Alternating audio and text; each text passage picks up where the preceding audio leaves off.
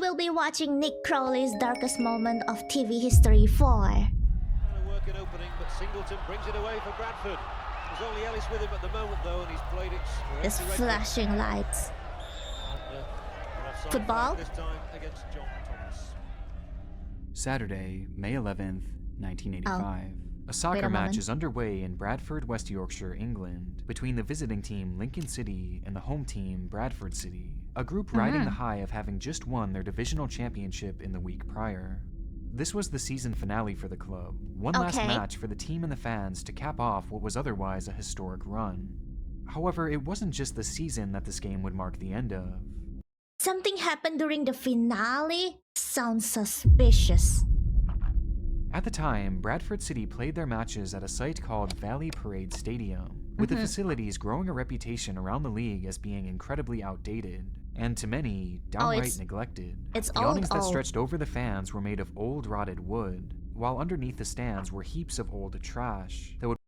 It is already neglected and there's a lot of trash. How do people even go up to the stadium? A lot of people standing and sitting on rotted wood sounds so dangerous to me. Pile up all throughout the season and rarely if ever be cleaned. The whole place was a mess, and the city knew it too, which eventually led to their decision to just rebuild the stadium completely, with plans being set to tear the whole thing down soon after the game would end. But as it turns out, fate wasn't willing to wait quite that long. What happened?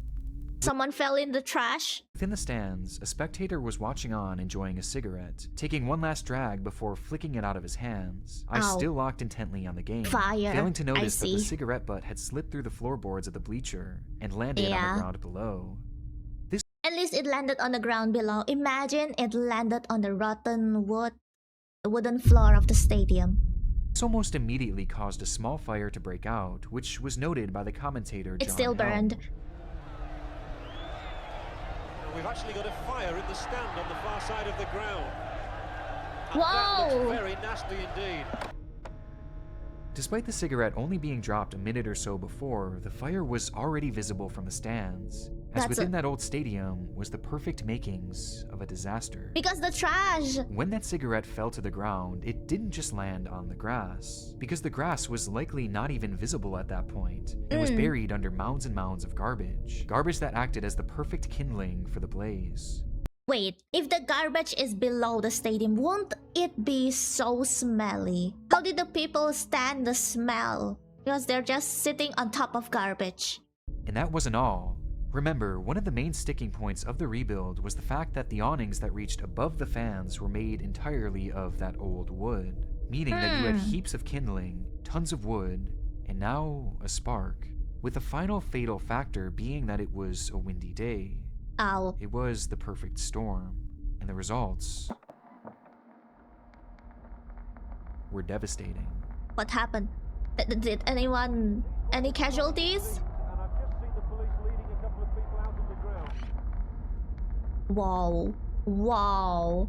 They're having to leave the pitch, and obviously they're back in the tunnels. The heat is now... 2 minutes later. Wow, that's so fast! The black ball of smoke is rising hundreds of feet in the air. What? Damn. It took approximately 3 minutes for that small fire to engulf the entirety of the stands, as the black smoke billowed into the sky and the crowd desperately rushed to the field to get away from the heat. Nobody got hurt, right? The whole place is scorching. They've been talking about having a new ground at Valley Parade. They might soon have to have one. Because this is the day that Valley Parade Football Club, the football ground, is burning down.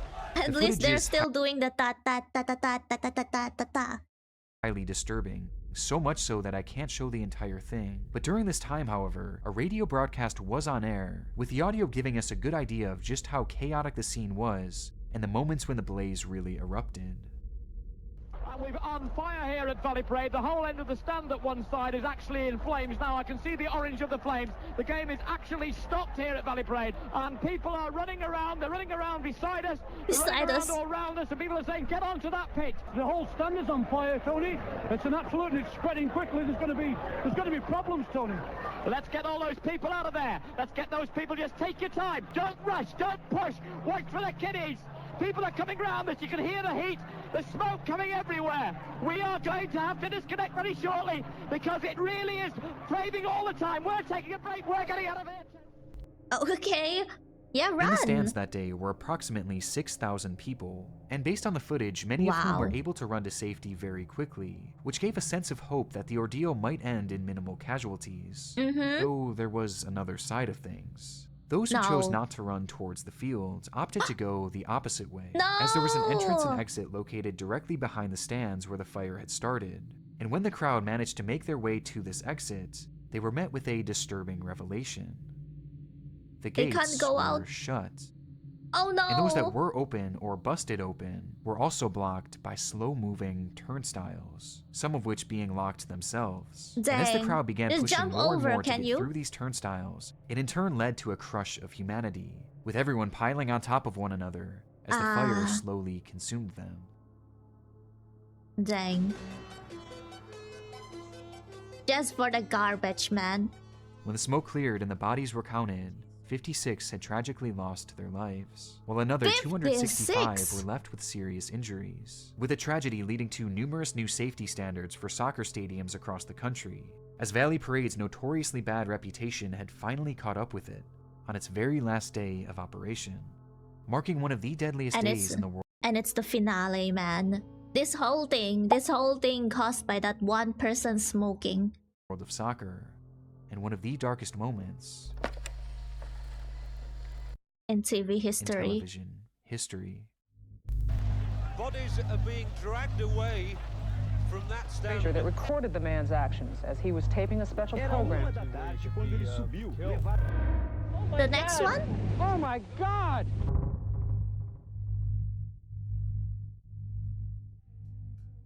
Before we dive into our next case here, I want to first thank today's sponsor, Aura, for helping to make content like this financially viable. It's my first time time looking at it. It seems that in this day and age him. of technology, there are people lurking around every corner looking to exploit you. And by far one of the most stressful examples of this is spam phone calls. I mean, it's gotten to the point with me where I never even answer my phone unless I have their number saved. Data brokers are making an absolute fortune selling your information to these robocallers and a slew of other scammers around the web. But Aura can identify these data brokers and submit opt-out requests on your behalf, as they're actually legally required to remove your information if you ask them, but they obviously make it really hard and in some cases almost impossible. But don't worry, Aura has your back and they will do it for you. Which also extends to those spam emails as well, which has been an absolute game changer for me. And their services extend far past this, as Aura will give you easy access to parental controls, an antivirus, a VPN, password management, identity theft insurance, and much, much more. That's a lot. They'll even scan the dark web for you to see if any of your information might be floating around out there. And in doing so, they can help by changing your stolen passwords for you, scrubbing data where possible, and offering a multitude of other solutions depending on your situation. Aura truly is your one-stop shop for safety and peace of mind on the internet. So you can either keep letting people exploit and profit off your private information, or you can go to aura.com/Nick Crowley for a free 2-week trial, which will also be linked right down below in the description. Alright, thank you guys, and back to the video.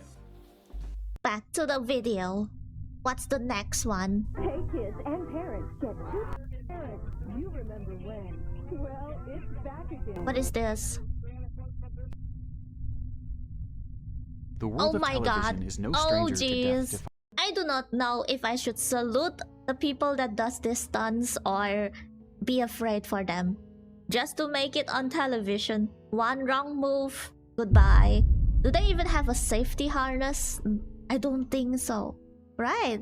It doesn't look like one, but it's so blurred I can't even see. Stunts. From the very beginning of broadcasting, viewers have been captivated by the sight of people risking their lives to pull off these seemingly impossible spectacles. Like, I do not know why. Back in the days, there's a lot of like this dangerous stunts. However, I do wonder, did the dangerous stunts for fame increase nowadays or did it decrease? Because I remember when I was little, there's a lot of these stunts on television.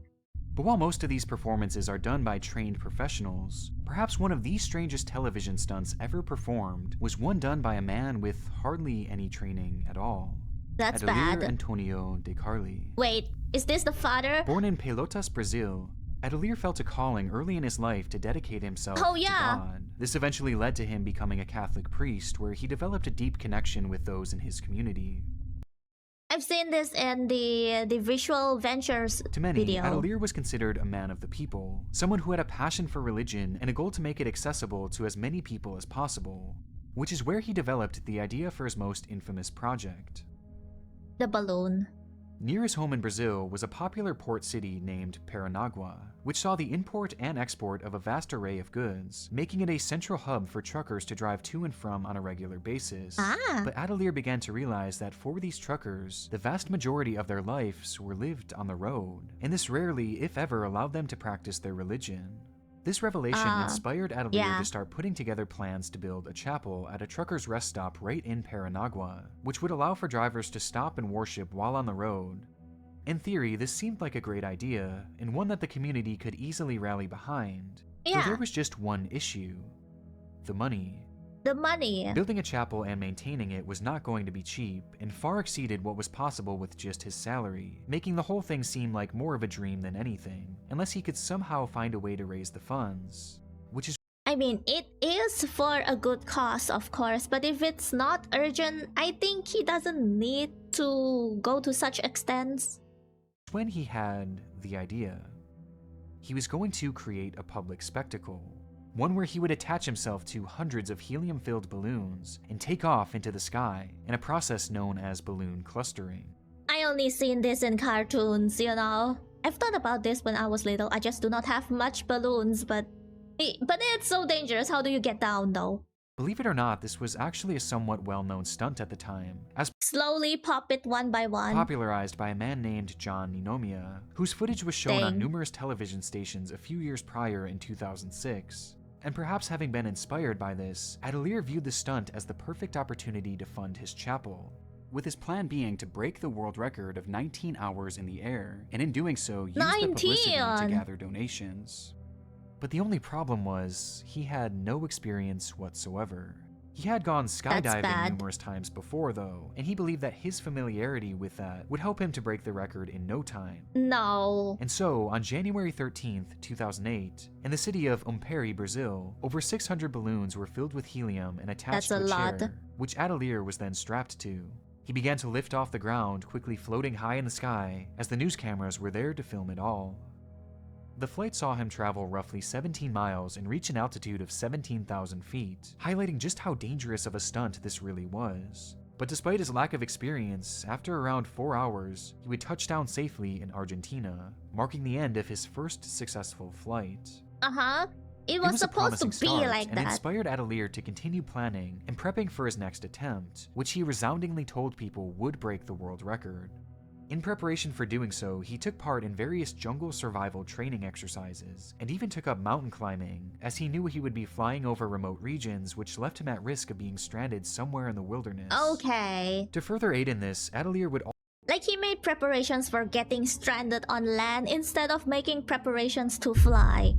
However, I do not know what kind of flying license do you need to make you a professional air balloonist? Maybe license to fly an air balloon, license, parachuting license? I don't know. Also have a satellite phone and a GPS, which he would use in tandem to help track his location and call for assistance should things go awry. It seemed that Adelier was ready for anything. But on April 20th, 2008, as a crowd gathered around to see this man attempt this record, the weather began to take a turn for the worst. During his first flight, the skies were sunny and the winds were calm, but on this day it was gloomy and the rain was falling hard off and on, putting the whole stunt in jeopardy. But Adelier remained confident, boasting that thanks to God he would have perfect weather when he was on his flight. What? Huh? God already forbidden you to fly today. They already give you a sign, do not fly during a stormy weather or during a rainy weather. Subir acima dela. 10 minutos eu ultrapasso ela. E depois vou voar sempre em tempo bom. And despite some trying to convince him to push things back, he knew that the crowd was there for him. And this was his chance to Who cares? Your life is more important. secure funding for his dream project. Com essa quantidade de balões, o padre deve viajar a cerca de 5.000 metros de altitude. Com ele lá em cima, vão estar ainda um telefone celular por satélite, GPS... Chegando a Dourados, no Mato Grosso do Sul. O tempo estava fechado, mas o padre insistiu em voar. Era 1 da tarde quando ele subiu, levado por 1.000 balões de gás. Can you like slowly pop it to just descend down? Yeah, I do wonder if those people doing this kind of world record thingy with the balloons and stuff, how do they go down? Do they just pop it one by one? Pretendia bater o recorde. That's a lot of balloon to pop he though. was off, soaring quickly into the sky where he eventually disappeared into those thick rain clouds. For essentially all of his flight, those clouds made it practically impossible to see the man, which was further exasperated by the fact that this time he had used 1,000 balloons, as opposed to 600, which brought him to an even higher elevation, this time touching almost 20,000 feet. But just because he was out of sight, that didn't mean that we couldn't hear from him, as he would soon call down to a local news station to share a somewhat concerning update.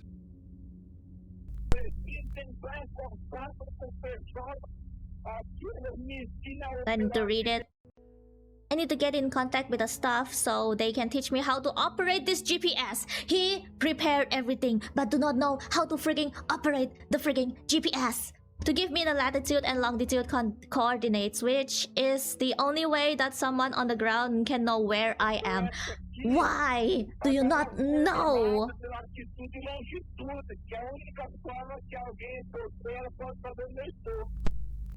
I don't know how to Despite feel. dedicating countless hours of training before the flight, I was there so was mad. one thing that Adelier had failed to prepare for. But I watched this before, GPS, jeez. as he was never shown how the device actually worked, and he only realized that he had no idea how to operate it.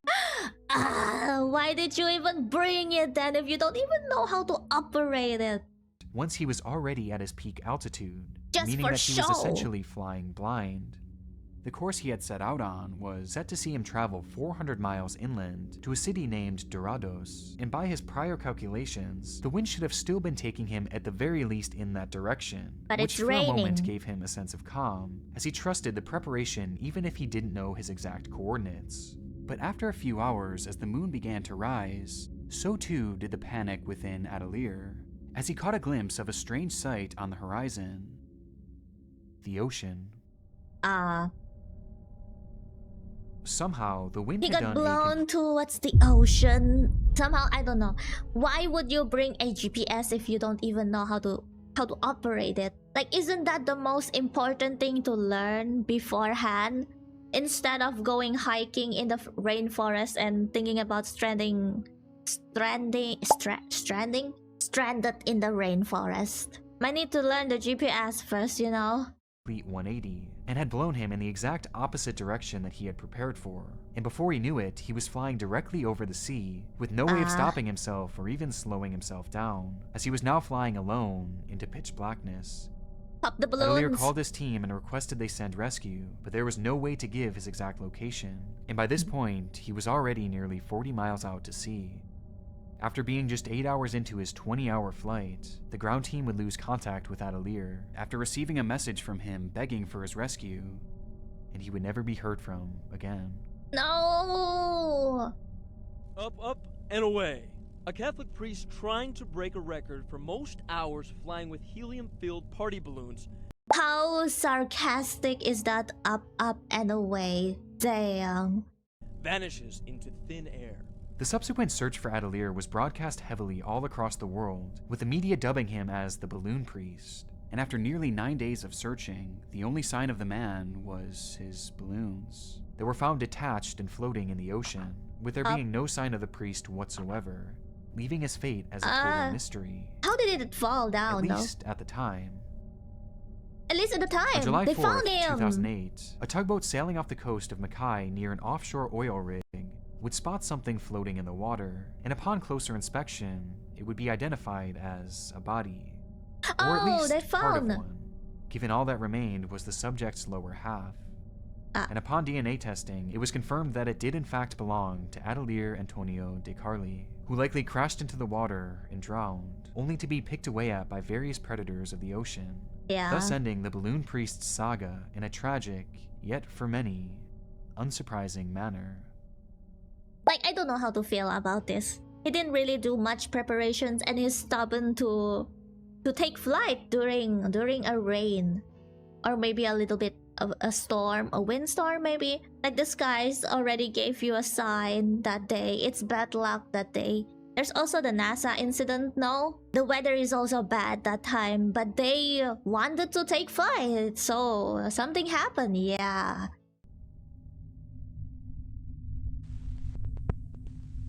Night is the most dangerous time for pedestrians along streets and highways. To be on the safe side, walk facing wear traffic white and wear light-colored clothing for quicker yeah, do not wear recognition black by approaching drivers. And once you get into a car with somebody, you're at their mercy. If your car should become disabled, the rule of thumb is stay inside. There are signs you can get to put on the back window to summon for help. It was the waning Summon days of for help. 1986. Have you guys ever hitchhiked before? It's called hitchhike, right? The thing where you give a thumbs up to the cars and some random people give you a ride.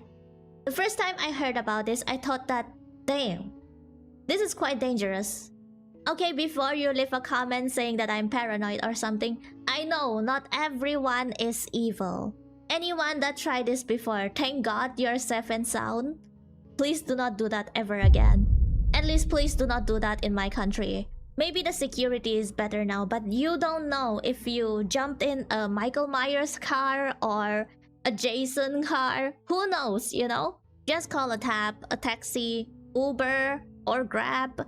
At least if you went missing in an Uber car, the system will know where you are last seen. Please don't hitchhike. I wanna see you guys safe and sound. Let's grow all together. Yeah? It was the waning days of 1986. News station NBC7 San Diego records and broadcasts a PSA segment about safety on the roads, and specifically what to do if your car breaks down at night. This may seem like a fairly random topic, but for residents of San Diego, fears were rising over just how safe their highways were, as just a few days prior, a 20-year-old college student named Kara Knott had gone missing, only for her car to be found pulled over onto the shoulder of a tall bridge, where underneath, police would find her body, having been strangled brutally and tossed over the side to the ground below. Understandably, residents were concerned, with many assuming that she had ran into car troubles and likely exited her vehicle to get help, only to be kidnapped and killed by a nearby motorist. And due to this, NBC7 thought the segment would be effective in educating those out there, in the hopes of avoiding another situation like Kara's, especially considering at this point, her killer was still somewhere out there. For the video, they even had a highway patrol officer come out to share his tips. Highway patrol officer. To be robbed if you're a male, all the way to where you could be killed. Once you get in that other person's car, you're at their mercy. As well as a man whose car had broken down when they were filming. He sounds sus. You realize how dangerous it is? Yes, I realize. In fact, I was putting the gas in, and a 18-wheeler came by and almost blew me away. Overall, the segment appeared relatively harmless. Maybe if you have like car troubles, at least keep your mechanic phone number. Do they provide such services? Maybe sometimes, who knows? Like you can call the tow truck services. Might need to spend some cash, but yeah, either you call your family for help or your friends for help. Worst case scenario, you need to call your mechanic or the tow truck. Sometimes there's good people, but not at night. At night, it's a little bit dangerous at night. It's more dangerous than in the morning, in the broad daylight.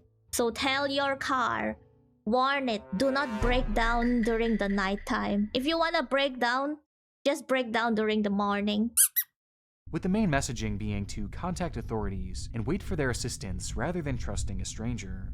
But still, this did little to calm the public's nerves, as paranoia rippled through the community, and speculation began to run rampant on who was responsible for Kara's death, which is when disturbing allegations began to emerge. Following this report, 24 separate women would come forward to share their bizarre encounters that they had had on that very same road in which Kara was found. The girls claimed that they were pulled over by a police officer who interrogated them in their cars for upwards of 2 hours. and the questions being asked during this weren't even relevant to the alleged violations they had committed. Instead, they were more personal, sometimes even sexual, as if the man was trying to seduce them. And it got stranger from there, as when looking into that cop's work record, it was discovered that he was on patrol the night in which Kara had gone missing, and he just so happened to be working that very same stretch of highway. And making things even more concerning was the fact that underneath Kara's fingernails were traces of what appeared to be fabric that matched the material used to make police uniforms. And hidden in the officer's trunk was heavy rope, with it eventually being revealed that Kara had rope marks around her neck, implying that that's how she was killed. But what does make these accounts so important and so relevant to the topic at hand was this guy is vile. Not only did he tarnish the police reputation, but he's a vile human being. Just go to the rated place, you know, the red light district or something. And he even murdered her. The fact that the officer being named by every single one of these women was a man named the same person. Spotting pedestrians at night is difficult.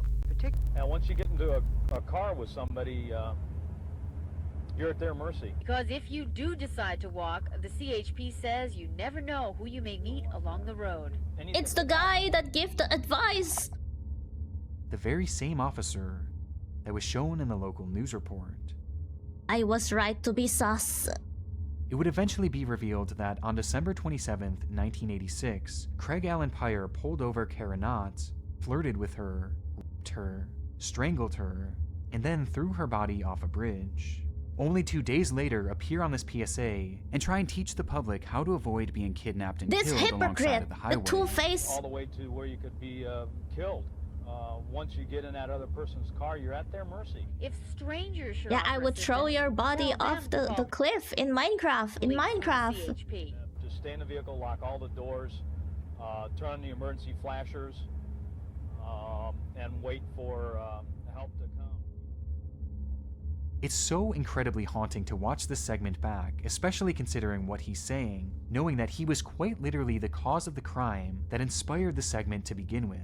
So sarcastic. Just 2 weeks after the program aired, Officer Craig Pyre would be arrested for the murder of Kara Knott, where he was eventually sentenced 25 years to life in prison. I was about to say only 25 years! But there's 2 life. Niagara Falls. Ontario, Canada. One of the most famous natural spectacles in the world. Oh my God! Yeah! Oh my God! What happened? Considered one of the most visually stunning locations in the United States. It looks stunning, it looks dangerous too. The 3 waterfalls that make up Niagara Falls offer a unique blend of beauty and violence, making it no wonder why tens of thousands of people visit the area every day, just to take in the awe-inspiring views and that unbelievable rush of water. But on March 20th, 2003, as a typical crowd gathered to take their photos, their attention was captured by something far different than the scenery. It looks like this from a safe side. Than the scenery. Something that couldn't have been possible. It looked like a man in the water. Though he wasn't being swept over and he wasn't moving at all, he was just standing there at the very edge of the falls, staring off into oblivion. Police were immediately called to the scene as a panic arose, and within minutes, rescue crews would begin their work, along with a cameraman from a local news station.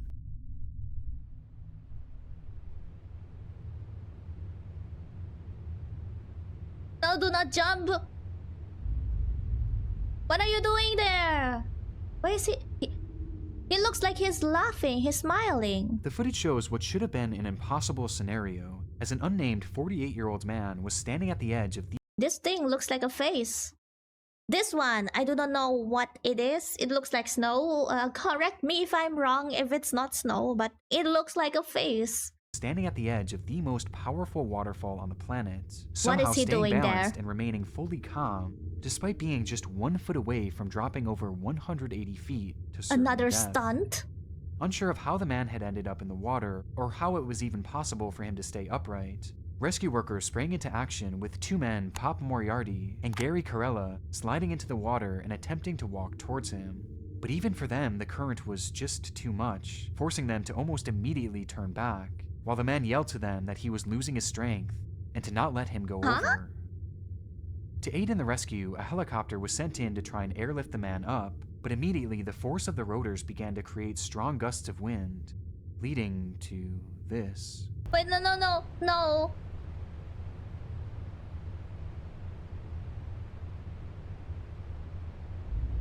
No, please! Wait! Just grab the rope! Yeah. Now What? the man Why lay is he doing there anyway? dangling over the edge of the falls, as the freezing cold water pelted him relentlessly. By this point, that man had already been in the water for over 1 hour. And But his why grip in the was world slowly is he slipping. there? And so, in a last-ditch prayer, a rescue worker inside the helicopter decided to toss a life preserver, knowing that this would likely be their final shot at saving him. And Yeah, miraculously, please save him. the current caught it and brought it directly to him. With every bit of strength then? he had left, the man would let go of the rock he was clinging to and lunge towards the preserver, Oh my grabbing a hold of God. it as crews on shore began to pull him to safety. He was saved! Or at least, they thought.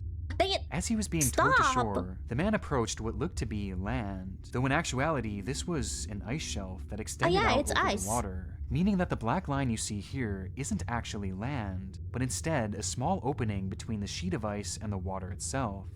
And within that small opening, the rapids were raging at tenfold due to the increased pressure of the small size. And so, while the man was being pulled towards rescue workers, he was almost immediately sucked underneath, pinning him in an immovable situation. Moriarty and Corella knew that they had to engage once again, or else the man was certainly going to drown, with their testimony later on showing just how dire the situation had become. But they're smiling, so it's okay? Just let me go. He just gave up. He said, save yourselves. Let me go. Let me go. But the rescue crews had come No. too far to just give up. And Yeah, it's... If they let you go, it's gonna be guilt all over again. despite the pressure of gonna the be water guilty. becoming almost too much to bear, Corella slipped a harness around the man and gave the signal for the group to be lifted up. He's safe! I am so invested on this. Yippee! Somehow, they had all done the impossible, and with the victim now on solid Yay! ground, he was taken to a nearby hospital where, a despite happy suffering from severe ending. hypothermia, he would go on to survive, making it one of the most incredible rescues ever shown on television. That's so cool. But with the victim now safe, it was time to figure out what exactly had happened. I know. Well, apparently, the man had lost all of his money due to a crippling gambling addiction, Ah. even gambling away the last of his family's own cash, losing everything depression. and everyone in the process. And he entered the water that day, hoping to make it his last. But as he drifted towards the edge, he suddenly had a change of heart and decided to fight for survival. Okay. And somehow, when trying to stop himself, his foot became lodged in between two rocks, which also aided in shielding him from the rushing current, allowing him not only to stay there, but to stand upright. It's unknown what happened to the man from here, as he's understandably never been named publicly, but I do hope he managed to find some peace and purpose, as his story is one of very few of this nature with a happy Do not gamble. ending, especially within Niagara Falls, as the area has become a hotspot for attempts just like this, the vast majority of which sadly end successfully. And as it turns out, It's kind of like the Korean river. Is it called the Han River?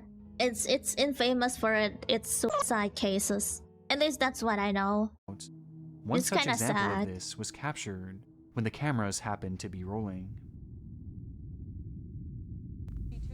Frazier that recorded the man's actions as he was taping a special program with Phil Kavitz. It is Phil's voice you will hear on the tape.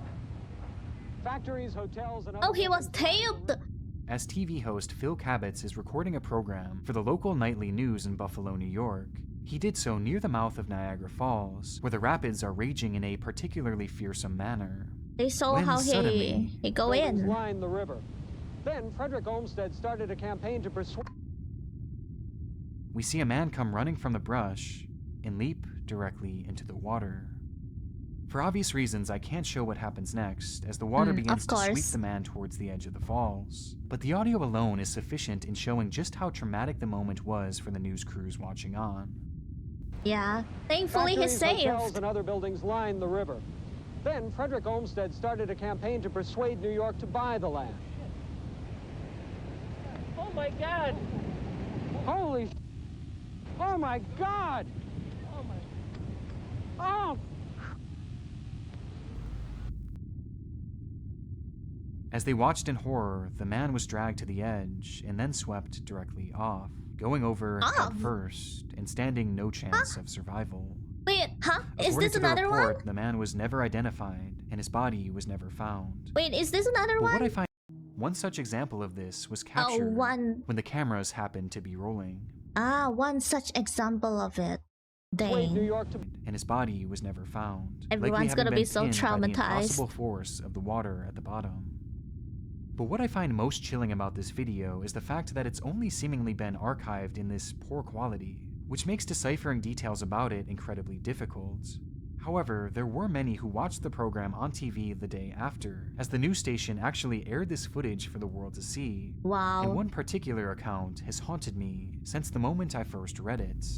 I remember seeing this when it was first broadcast. Freaked me the hell out. It wasn't a worn out videotape back then, and the image was a lot cleaner. The guy looked at the news crew and into the camera when they started yelling.